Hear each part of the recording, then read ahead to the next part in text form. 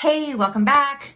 Momager, Dadager. So what if your young entrepreneur doesn't have, how can we say it, polished speaking skills? They don't know how to lean in, they don't know how to talk, they don't know how to have the tone of their voice, and they're super nervous about being heard, right? And there's things about being in business, even if you aren't going to go on social media and do Facebook Lives and do podcasts and TV interviews and be able to speak in front of a crowd and go to a live networking event and say what you do.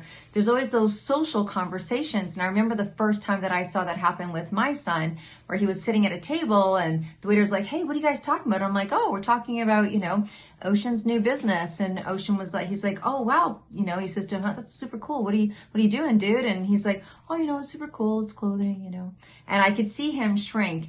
So, what do you do when that's the case? You start introducing the concept around maybe a speech coach. So if you're not that person, can teach them how to speak, or you know what? Sometimes it's better when someone else does it. And I think we know that, right? There are actually professionals that work with teenagers and people that are shy, specifically boys or girls or whatever your child feels like they need to be able to help them to learn how to speak. And so it starts with conversations like with waiters and opening the door and conversations in elevators, things like that. So if you need me, you know where I am.